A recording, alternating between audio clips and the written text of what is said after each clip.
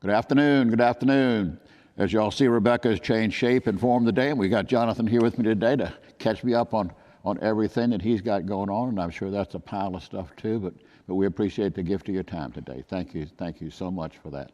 So tell me, what do you have going on, Jonathan? Well, there's a lot of, so Rebecca texted me yesterday and said, hey, do you want to be on Ponderings? And I thought, oh, wow, this is just, I'm so excited to be here with Padre. Actually, I've been watching this for a year and a half or close to it. Yeah, started during the pandemic. Yeah, just kind of a way to keep in front of people. Yeah. You know, just like you were doing your Saturday devotional kind of things to keep people are scattered out, and you lose touch. You know, if you don't work at it, you lose touch. Even if it's not the COVID time and pandemic and social distance, you don't work at it, you lose touch.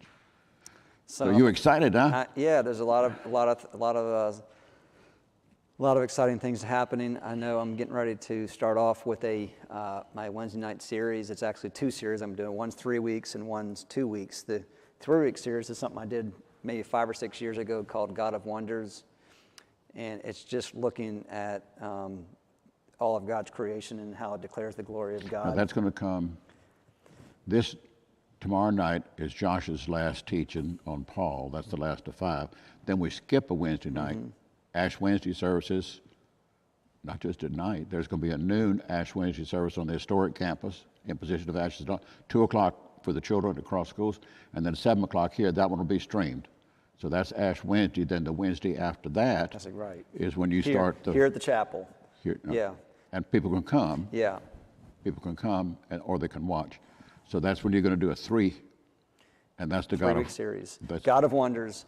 And primarily I'm doing it too because I want to record it, because I've had a lot of people over the years ask me, I wish you could do that again, and I've just been waiting because I don't want to do it too close. But you know, what's the turnover ratio for people who move into a church? 3 or 4 years? People.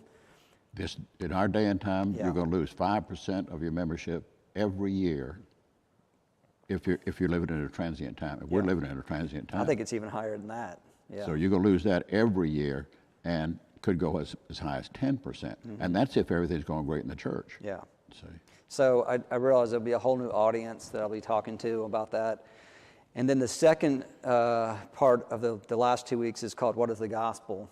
And I've been wanting to put this into a video form as well, because it's amazing the amount of people I talk to, and they'll say, and they even brought this up with me, said, you talk about the gospel. I know that means good news, but so some guy died on a cross, how's that good news? Why is it any different than a soldier dying for me over, I don't get it. And I'm like, okay, I'm glad you asked. So I'm looking forward to doing this because I want to put down what is so special and what is so unique and what is the greatest event in human history, not just the death of Christ, but the resurrection, how it impacts us. So what are you going to use for resources for that? If your target audience is people who don't know anything about the Bible, what resources do you use for that? Thank you for asking. I mean, it's not just scripture, but I'll have some people will say, that's great, but I don't believe in the Bible. And I will usually push back and go, I think you actually do, you just don't realize it, because it speaks to an emptiness that you have that everybody feels. So often what I try to do is before that can even teach them about why I think the Bible is true, why it's trustworthy, why it speaks to us, is to talk about the ache and the purposelessness they have in their lives, the emptiness they feel at night, why they're striving so hard. Why does almost every human being feel like there's something broken inside of them? Sorry, I'm hitting my mic. Why does everybody feel like they're broken? Why do they feel like there's a sense of hopelessness? Many times they don't want to admit it, but it's there. How can I introduce the gospel through the back door? And so often I will use philosophy. I'll use arguments that people have made about the reason for God's existence. And then I'll talk about why we believe the resurrection is true, why we believe it happened. And I've often had discussions with people who say they don't believe in Christianity, but what they will say is, I will ask them the question, okay, if Jesus Christ actually said who he was, and he actually rose from the dead, do you think that would change how you think things? And almost all of them will say to me, yeah, okay, yeah, if this guy actually said he was going to rise from the dead and he actually did, yes, that would help me change things. And I said, and don't you think then that's the case then? If he did rise from the dead, he would probably challenge some of the assumptions you think are already right that could be wrong. And they will say, yeah. And he'll probably tell you some things you don't want to hear, right? Yeah. So it all rises and falls in the resurrection. And so we talk a little bit about that as well. So I'm excited. All right. Yeah. You know, I said the target audience is probably people who don't believe in the Bible. But I bet there are a lot of folks in our congregation, in every congregation, who are Christians, maybe by birth or by habit, that idea, but they never really have come to grips with what is my faith. Yes. They know what my practice is, but they don't really know what a core belief. They can mouth something, but as far as really knowing it to the point of adopting it and embracing it and living into it, they don't. It's interesting you bring that up. I was watching I was listening to a podcast by Tim Keller, who I often talked about, and he was being interviewed by somebody, and he was saying what he thinks is coming down the pike in the church and worldwide faith and Christianity. And what he said was very interesting. He said, we know the church has been, not just here in America, but around the world, has been dying in many cases. But he said, what's really dying is inherited religion. And what he means by that is, when you grew up going to church because that's what your grandfather did, and your great-grandfather did that. Everybody went to church. Everybody did that. That was the culture. Yeah, this generation, and probably your daughter's generation, my generation, we are the last ones who maybe grew up with inherited religion, meaning you got older, you had kids, you just went to the Presbyterian church because that's what I grew up in. You went to the Baptist church. That is gone. That is gone. You don't see people doing that anymore. See, when I came up, they still had blue laws. I mean, there was, on Sunday, there was none of these ball games, and not travel leagues, none of that. All the stores were closed up because you went to church. That's what everybody did. You belonged somewhere. Right. Now, that was when I was coming along. But boy, starting, I guess, early 60s, somewhere in there, that began to go sideways. Yeah, and so and it's a very interesting observation because that's been my experience talking to people. You may meet some people who did grow up in the church who are coming here, but a lot of people, they don't have any of that. They don't have any kind of church background. What they want is they want to see their children get involved with some kind of religion to give them morality and stuff like that. That's and right. Yeah, and I've watched that, my discussions with that, and somewhere along the lines, oh my gosh, I've talked to probably a dozen families in here who they wandered in here because of cross school. They started coming to the church because their daughter or their son was going to the youth group.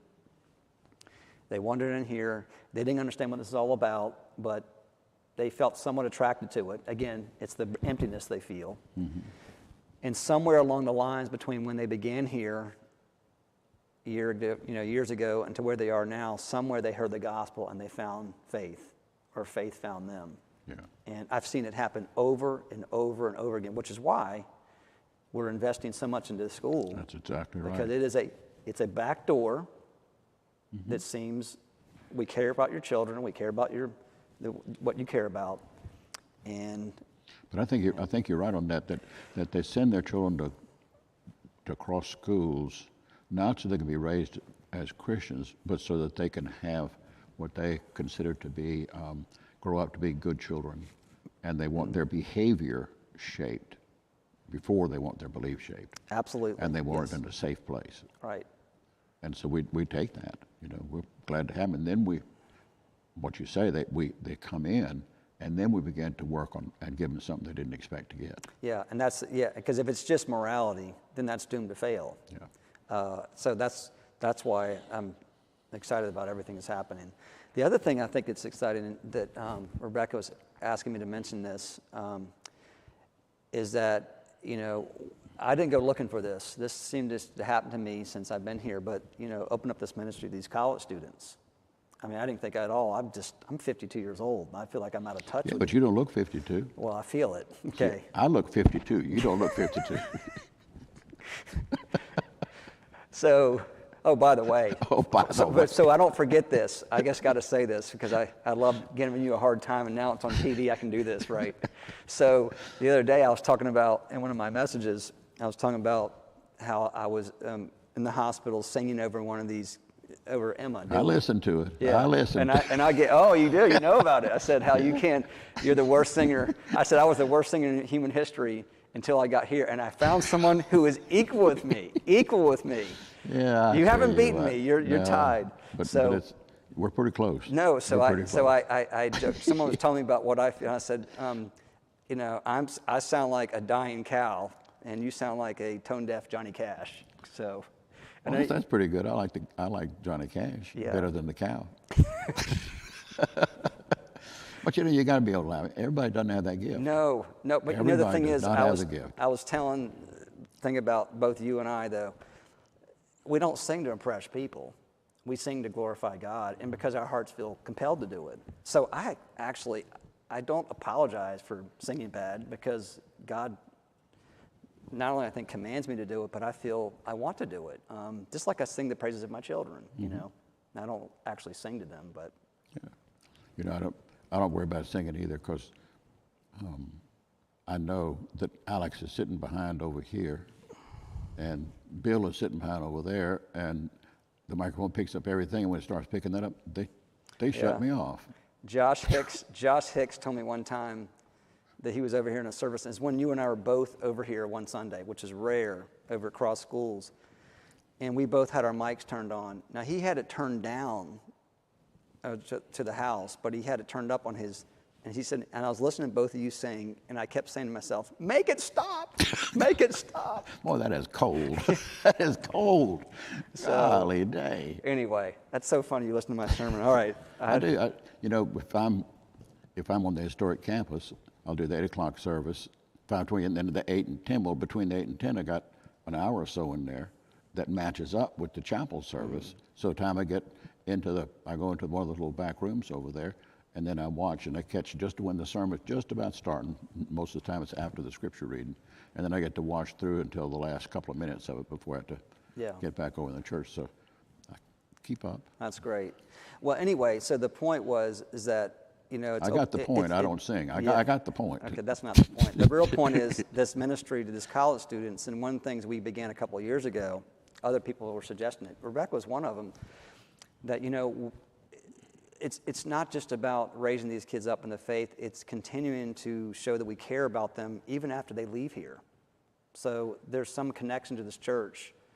And so what we have begun to do the last couple of years is to send care packages to these college students. Not just the ones that are in this church, but even ones that I've been connected with, that I had a ministry when I was coaching. And so I have to tell you, I was somewhat stunned when we sent out care packages. We basically get these shoe boxes, and we pack it with candy. Just like the Samaritan's Purse? Yeah, just like the Samaritan, with candy and notes and, you know, things they can use. And it's just to show that we love and we care for them. And I was actually stunned the amount of response that I heard back from them, saying how much this meant to them. I mean, it really meant a lot to them, because, you know, they're forgotten. Jonathan, have you found that when our children go off to college, are they intentional about hooking into a church or hooking into a Christian grouping there on campus, or are they just kind of, they're there and they just get pulled all different kinds of ways? I think, that's a really good question. I don't think I would have known the answer to that question 2 or 3 years ago. What has surprised me is that I think the young people, they make the decision what they're going to do even before they leave here. Meaning, if they're going to go off and party, if they're going to go off and do all the college stuff we fear they're going to do, they've already almost made that decision before they even go. I've noticed the ones who've told me, I'm going to get involved with the campus ministry. They told me this before they left, and I've noticed they are getting involved while they're there. I've seen this countless and countless times, which tells me what we put in them now matters now. And so I credit a lot of that to our youth ministry, those that are in Cross School, because not everybody's over at Cross School. No, they're not. But you know, us going off to passion trips and things of that nature. You might tell people about the passion thing, because they probably don't know about that college ministry part of it. Yeah, so those of you may not heard, you know, so 25 years ago, I went off to, on a whim, 2 friends of mine in Pawleys Island two other youth ministers, we decided to fly down to Austin, Texas then it was called Choice Ministries. It was just a group of college students that were gathering, and we thought, let's just go to this. It'll be exciting. So we flew down there, and back then it was a young John Piper and a young Lou Giglio. We were part of this what's called the Young Restless Reform movement, and the movement really began from primarily as almost everybody in their 20s across America who were young, who felt restless about what they were seeing with the church. The church had lost its way in actually preaching the gospel, and were drawn to a deeper calling to real, deep theology that reached down through the ages, which is our Reformed faith. And that time, both Piper and Giglio, and later on Keller and many other people spoke into that. And so there's this huge calling, and what their desire was at that time, and back in the late 90s, was to raise up a generation of young people that would leverage their lives to what matters most, and they would glorify God with their lives. And so gospel, we went, it was 600 or 700 students. But I remember when I got on the plane to fly back from being in Austin, we were flying back, and I remember telling one of the guys I was with, I said, I think this is going to be big. I don't think any of us had any idea that it would grow into what it's grown into, because it's gone on to be one of the most successful youth movements, I can say, in human history. It's had a huge impact. In fact, when I was in seminary, because John Piper was the one that really challenged us. Those of you who are out here, you need to go into ministry. Either go into missions or stay here in America, but you need to get involved. And when I came back, that was my first inkling to go to seminary. And then when I actually went to seminary, I was amazed over the next coming years how many people were in seminary because of those guys. Really? Yes, all over the place. So anyway, here's the end of it, though. I didn't go back for another 20 years because I just got involved becoming a priest. I wasn't spending time with high school or college students until a few years ago, and it opened up through the death of Grace Sulak, I started ministering to these kids, and then it just, you learn this. If you have the courage to walk through one door, what you discover is God seems to open up. When you walk in that room, there are 4 or 5 more doors that God seems to open up. And when you walk through that one, it just keeps opening up. And so I decided 3 years ago, I want to try to go back to Passion again. So we took... When did it morph from what it was in Texas? Was it all about worship in Texas? And it was all about worship. Teaching? It was all about calling this generation to something greater. And it's not just about yourselves. So obviously, Passion is very plugged into missions, to translation of the Bible and to bring it to the world. When did it make the transition from Texas? Because it's in Florida now, isn't it? Well, no, let me say, it just began to morph and to grow over, these movements. This is how they begin. They begin small and they just get bigger and bigger and bigger. And so it, eventually, to the one I went to 3 years ago, that was 70,000. It had never been that big before. It had always been about 25 or 30,000. But they just decided, let's see what happens if we open up the Mercedes-Benz Dome, and they sold it out. This next year, they're going to have one in San Francisco, they're going to have one in Dallas, and they're going to have one in Atlanta, all around the same time, smaller, 2 or 3 days. So this past year, I just kind of put it out there.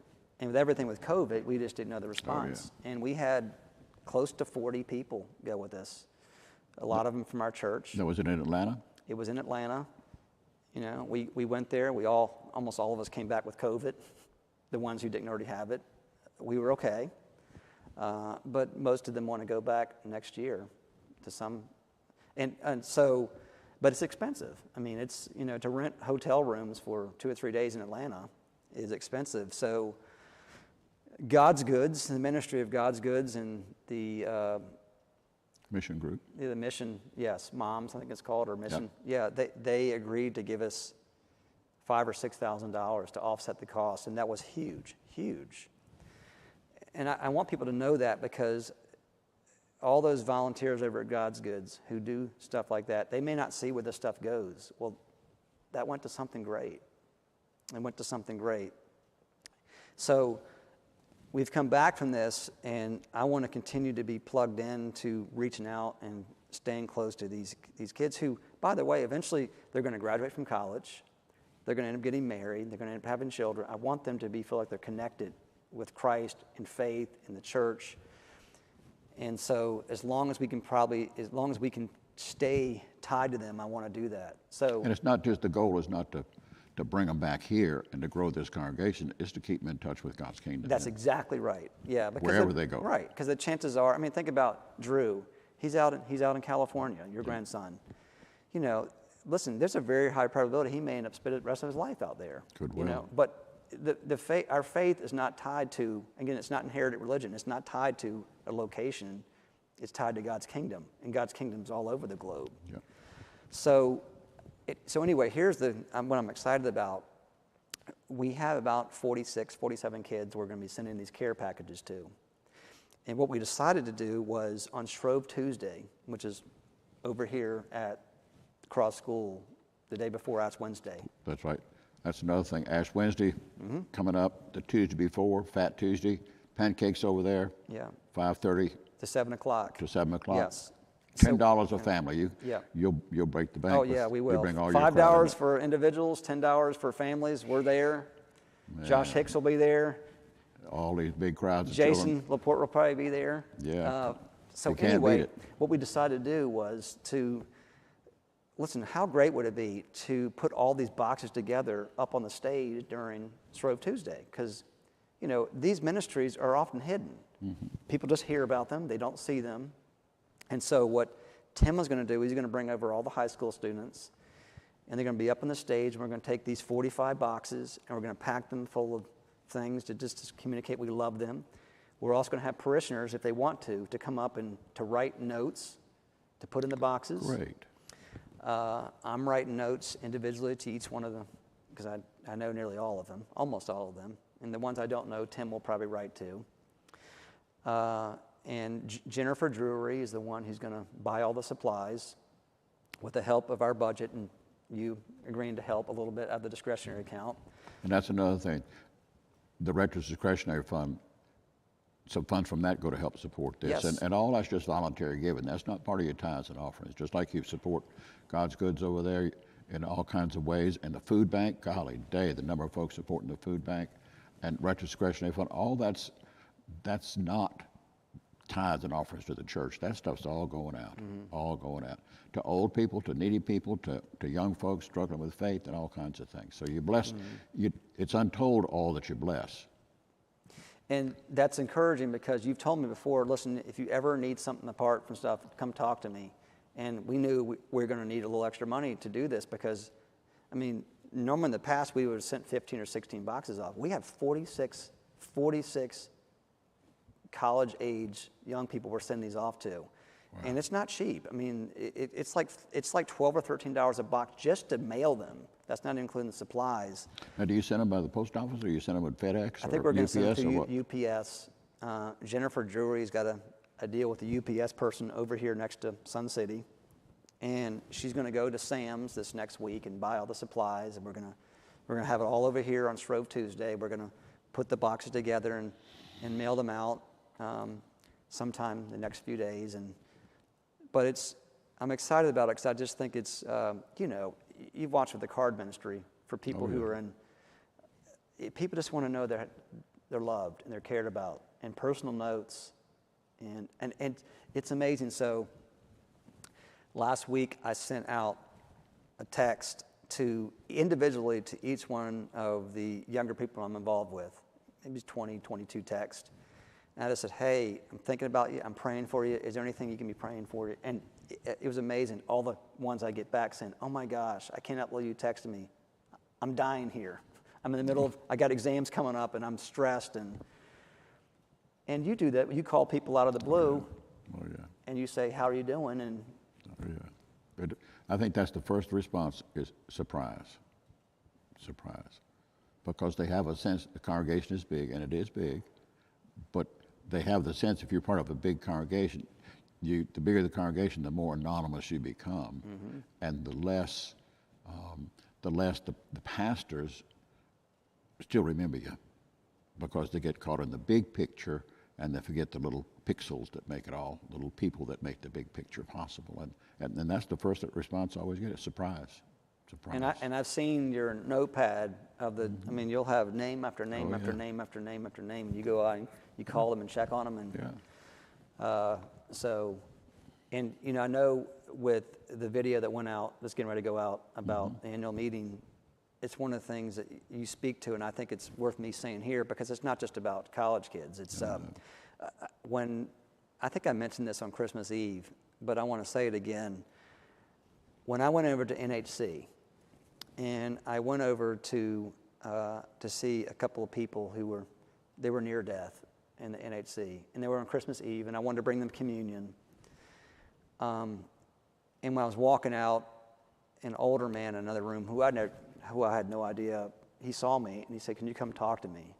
And I came in, and you know, it's amazing. You talk to people, everybody's got a story, and everybody's life is just infinitely fascinating. I mean, it's just incredible talking to people. Everybody's life is just, they could write a book on their life.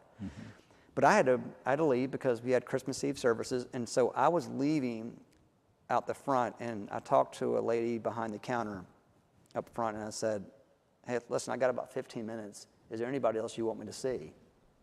Well, first I asked her, "Is there anybody you want me to see?" And she said, "How long do you have?" And I said, "Well, how long do you need?" And she said to me, and it was haunting, she said, "You could give me 2 weeks and it wouldn't be enough." Wow. And I said, "What do you mean?" And she said, "So many of these people in here, their children live in Alabama, California, Texas, Florida. There's some people here that haven't been visited in years." Wow. And she said, "And with COVID, you watch this with your mother. Oh, yeah. They are locked away, and they have nobody except the Lord there with them. But they need human touch. They need people to care about them. And so the card writing ministry, or people that are involved with Stephen's ministry, or those who, I mean, I just cannot tell you how important that is to the forgotten. And the online worship. This is why I think it's always better to be here singing, but there's some that will never be able to get here. Never will. Never. Never will. And doing the community wafers helps with all that. And people are living longer, but they're not living with the same quality of health that they had when they were 50. They're just not. And because of that, they're becoming more and more immobile, more and more not self-centered, but more and more separated from other people. And as their children and grandchildren are moving all over the place, they in a sense, some of them get warehoused, and they'll never have a visitor, which is sad, sad, sad. You know? The older you get, my mother was 99 when she died, and one of her laments was that when she'd come here 25 years ago, that the people she was friends with, all of them had died. She was the last one in her friendship circle. She started out with 2 tables of bridge, 8 people, and they gradually died one off. After another. And then it was 4, and then they got down so small they just had to quit doing that. But and they adjusted over time. You know, they started playing bridge, and then over time they couldn't remember the cards so well, so they went to canasta, and they would play cards, and then they would have dessert. And then after a while, they said, "Why don't we just forget the cards and just have dessert and talk?" Because the fellowship, all of them were living by themselves. The fellowship meant more to them than anything else. And your mother, I mean, she was the greatest generation. She grew up in the Depression. She grew up in World War II. She grew up coming into the 60s. And she saw a tremendous change in our country over those years. I remember, I've said there's often 2 people who've had a profound impact on me in Bluffton, and your mother was one of them. And there is not a Sunday that doesn't go by. I'm telling you, this is not just hyperbole. I don't think about her because we had to put on the chasuble. Okay, and that doesn't mean anything to me, but I know it means if I don't wear that chasuble, if I don't wear the cape, people are upset. So anyway, she was telling me a story about years ago. Who was the guy? who went into missions. He used to be Chris Royer. That Chris Royer would take his child's mind, he would just ball it up and throw it onto the priest's chair. And your mother's not having any of that. No. So she said, don't you ball it up. So every time I come and lay it out on the altar, I lay it out smooth, and every single time I'm laying it out, I think of your mother. Yeah. And just how much I miss her. Let me tell you She that. was wonderful. The young priest, Mama, she was tough on that. First service that Jay Slocum did here, Yeah. he didn't have socks on. That was the last time Mama got on him. She got her for not having socks on. She was tough. But she had a way of saying it, though. Let yeah. me say it like this. This is the best way. I remember Dr. Keller saying this. Preaching, you've got to be able to have a way of stepping on people's toes without messing up their shine. Well, I like And that. your mother was exactly like that. She could say something to you, and I'd walk away going, I think she just kind of insulted me, but it was the nicest possible way you could possibly do it. Well, is Tim Keller still alive? Yeah, he is. He's actually doing remarkably well right now. You know, he was diagnosed with pancreatic cancer about 1.5 years ago, 2 years ago. You know, that's just a death sentence for most people. And for a while he was looking real grim, He wasn't was looking grim, but the doctors have felt very encouraged by, and now what he said is, listen, it's a death sentence, but we're all living under death sentences. It's just when.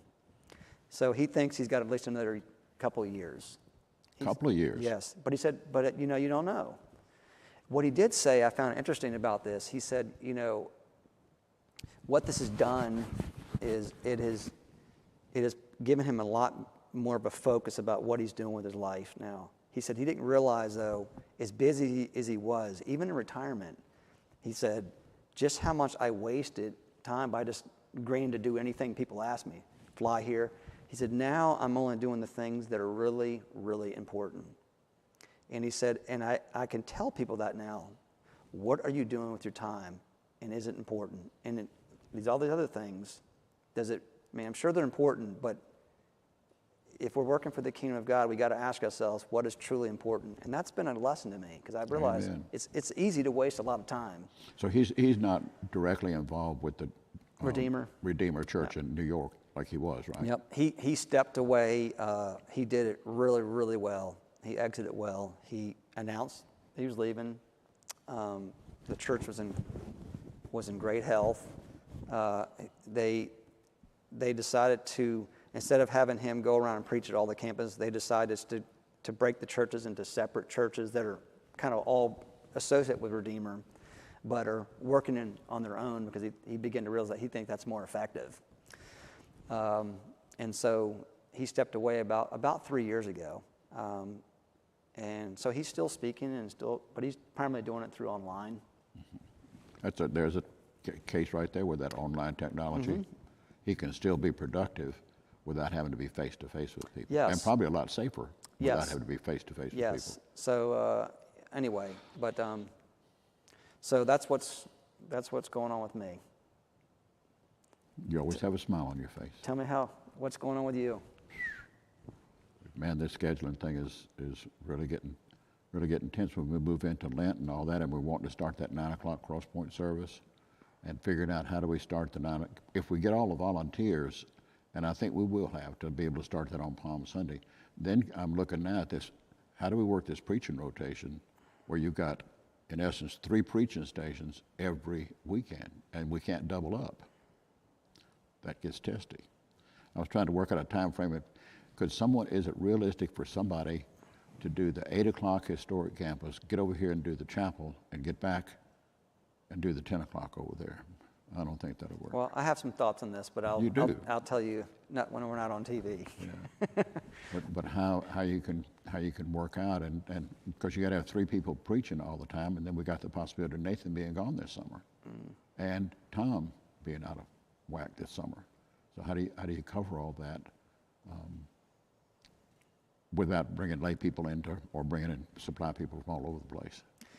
The Lord will provide. I believe that. But I believe that. He's got to show us how he's going to provide. Well, but we have some time to figure it out. And oh yeah. Working on it. But I'll say, just to give a plug about the 9 o'clock service, I've said this to people privately, but I'm saying to anyone who may be watching, I've talked to countless people who either are watching services online or they're not coming for one reason or another. And whether I think these reasons are legitimate or not, it just is what it is. But a lot of them said, if you start the 9 o'clock service again, I'm there. And that's why I'm begging people who can help step up. Because I don't think we're asking for a whole lot. But even if we were asking for a lot, God is totally worth it. He demands, and what he's done in our lives, I think it commands us to as Johann Bach taught me this, as God's people, as God's chosen people, we should live our lives at the highest level all the time that is possible. And God deserves nothing less than the best we have. Amen. And see, all we're asking people to do is volunteer 1 hour a month. Yeah, and that's not asking a whole lot. So I don't think there's anything wrong with us asking for something great either. Amen. Abraham Lincoln said that one time. He used to attend that church right there near the White House, the Presbyterian Church. New York Avenue Presbyterian. Yep. And what was this? I can't remember the name of the minister. Dr. Gurley. Gurley. Very good. I love it. All right. I preached on it this past weekend. Did you? Yeah. Well, Gurley. Good sermon. Yeah. And Gurley was the one who buried their 11-year-old son, Willie. Very, very close. In fact, Lincoln carried around that sermon that Gurley gave in his pocket really for the rest of his life. But one of the things he loved about Gurley, Lincoln was attending another church in Washington, but he quit attending there to go be where Gurley was. And one of the reasons why is he said, what I loved about, is it Finnegas? Gurley, I think his name was. Phineas D. Gurley. Yep. Every week he challenged us to do something great. Mm-hmm. And some of the ministers that I was under never challenged me to something great. And I have never forgotten that. Yep. You call God's people to do something great, something better, something special. So, those who may be watching this, we need help. I promise you it will not be in vain. It will make a big difference. So, that's what we are. All right, so we got, Josh finishes his teaching this Wednesday night. Ash Wednesday, Shrove Tuesday is Tuesday, then Ash Wednesday is on Wednesday. Then the next Wednesday, you start teaching. Mm-hmm. This coming Sunday, 7 o'clock, night of worship, right here in the chapel, and that'll be streamed as well. Tom's doing that. And then also on March the 6th, which is the Sunday after Ash Wednesday, we have Bishop Ken Clark and his wife Helen are here, and they're doing Marriage Matters, and that will be Sunday night. It'll be on the school campus, 6 o'clock, free supper for everybody that comes.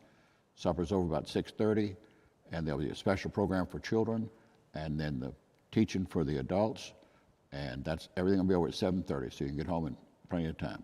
So that's March the 6th, and then you start teaching then on the 9th, on your Wednesday night. That sounds about right. So, we're like I say, we're so busy we met ourselves in the hallway. So there you go. Anyway, a lot going on. You can't do everything. Be faithful in your prayers. Be faithful in your study of Bible. Be faithful in attending worship. And come if you can now. If you got to stay home, that's one thing. That's why we got the convenience of the online. But I can't hug you if you're not here. Come in, and Jonathan can't hug you either. Jonathan, you're not much of a hugger, though, are you? No, I like to hug people. Oh, yeah, okay. yeah. All right, so anyway, all that's going on. Lots happening. And all that we do here, know that God loves you, and so do I. Yep. What is it Rebecca always says? Go in peace to love and serve the Lord. Thanks be to God. Yeah. Sometimes I forget the answer. See you later. God bless. Blessings to you.